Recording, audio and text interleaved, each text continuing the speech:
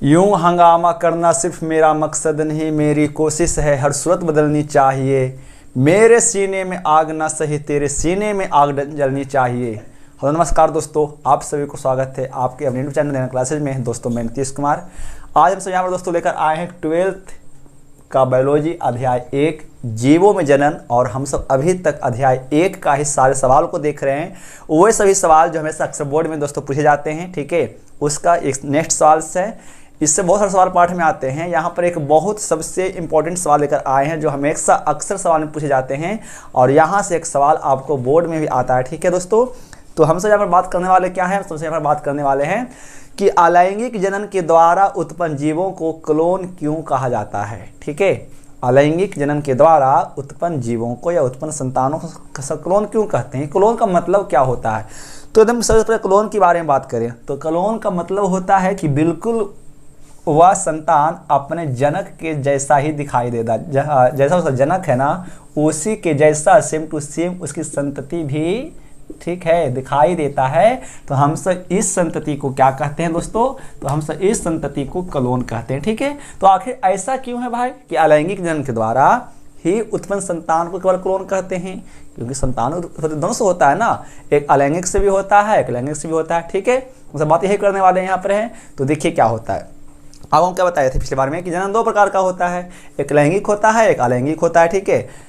लैंगिक और अलैंगिक जनन के द्वारा दोनों विधि के द्वारा क्या होता है, संतान की उत्पत्ति होता है। लेकिन यहाँ पर पढ़ना है क्या कि अलैंगिक जनन के द्वारा उत्पन्न संतान को क्लोन क्यों कहते हैं, ठीक है। देखिए क्या होता है।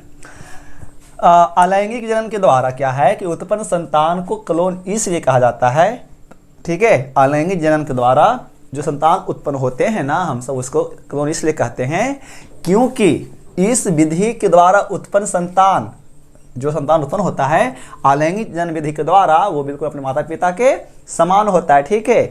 इसीलिए वह संतान अपने माता या पिता के समरूप होते हैं, रूप में भी और गुण में भी, ठीक है। इसीलिए अलैंगिक जनन के द्वारा उत्पन्न संतान को क्लोन कहते हैं।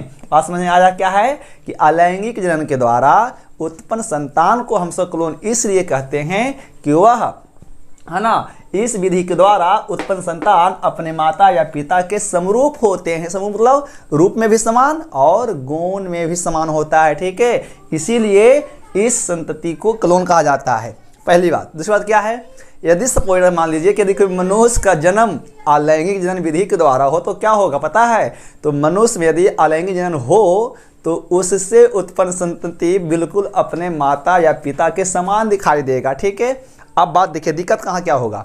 यदि सपोज डैट कि यदि मानव में भी अलैंगिक जनन होता और उसके द्वारा जो संतान उत्पन्न होता ना वो बिल्कुल अपने जनक के समान होता, रूप में भी और गुण में भी।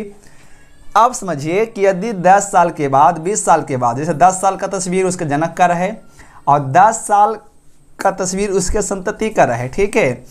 और उस संतति का एक बच्चा जब तस्वीर देखे तो उसको पता चलेगा ही नहीं कि मेरा ये पिता का जनक तस्वीर है कि मेरे दादा का जनक है तस्वीर है। तो ये दिक्कत होता है कब, अलैंगिक जनन में, क्योंकि अलैंगिक जनन में क्या होता है उत्पन्न संतान बिल्कुल अपने जनक के समान होते हैं, रूप में भी और गुण में भी, ठीक है। तो यही दिक्कत है, इसलिए भगवान ने इंसान में ना अलैंगिक जनन होने नहीं दिया, तो बहुत सारा दिक्कत होता, ठीक है। अब पता नहीं चलता कि कौन उसका जनक है और कौन उसका संतति है। तो ये हम सब के लिए भगवान भी इतना मतलब भरोसा देता है, ठीक है। तो याद रखेंगे इसीलिए, और सवाल बहुत बार बोर्ड में आता है, याद रखना है यहाँ से, ठीक है। चलिए ऐसे ही सवाल, बस इस चैप्टर सवाल ये लास्ट है। हम सब अब अध्याय 2 में लेंगे, है ना, पुष्पी पौधों में लैंगिक जनन, और पुष्पी पौधों में लैंगिक जनन से जो सवाल बोर्ड में आता है अक्सर हम सब वो सवाल देंगे कल से, ठीक है। तो दोस्तों वीडियो में नए हैं तो सब्सक्राइब करके बेल आइकन को प्रेस कर देंगे और मित्रों को शेयर कर देंगे। थैंक्स फॉर वॉचिंग, जुड़े क्लास के साथ मिलते हैं अगली वीडियो में। नमस्कार।